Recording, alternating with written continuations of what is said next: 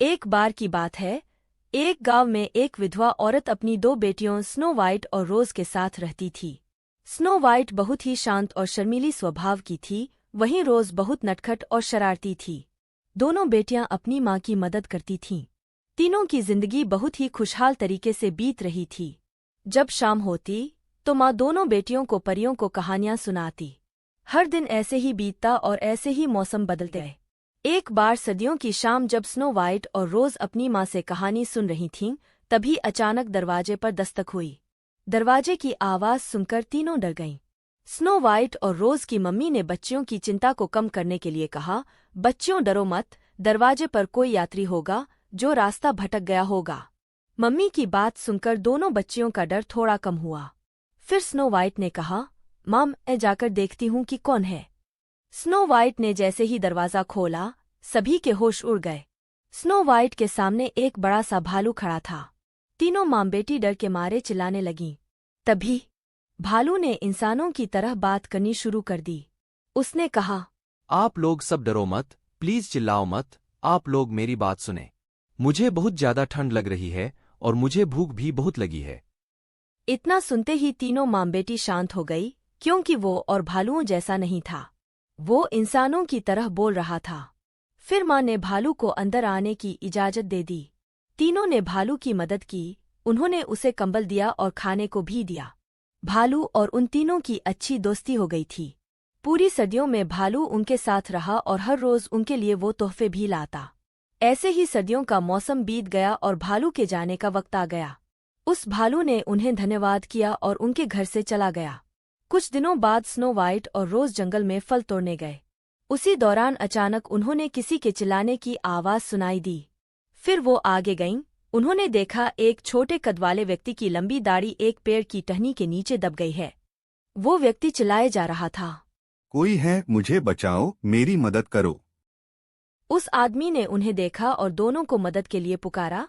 तब snow white और रोज ने उसकी फंसी दाढ़ी निकालने की बहुत कोशिश की, लेकिन कुछ भी नहीं हुआ।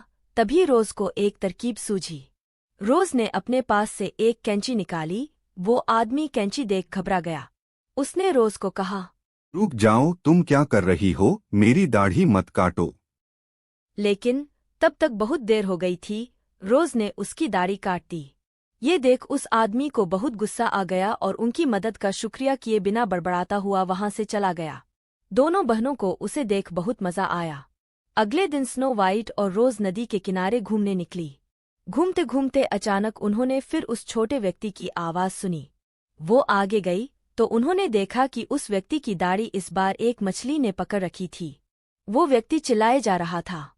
फिर दोनों बहनों ने उसकी मदद करने की कोशिश की, लेकिन उसकी दाढ़ी मछली के मुंह से नहीं निकली।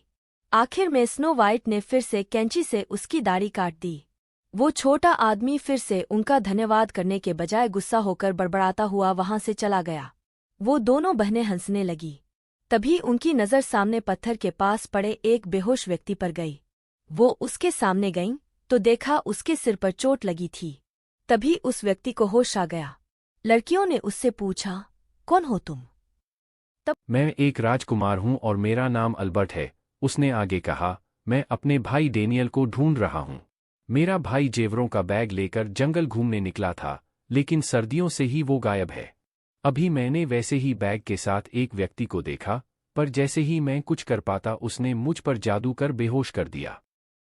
स्नो वाइट और रोज ने राजकुमार को अपना परिचय देकर उसकी मदद करने का फैसला किया।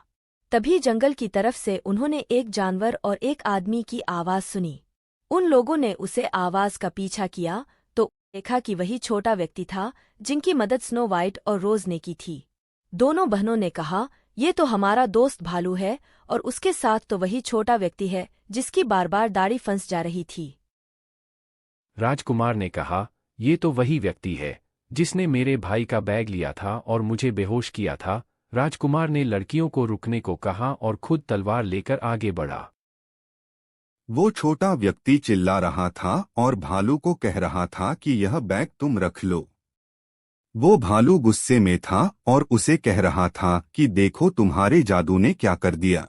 वो व्यक्ति पेड़ से नीचे कूद गया और अपने साइज से बहुत लंबा रूप ले लिया।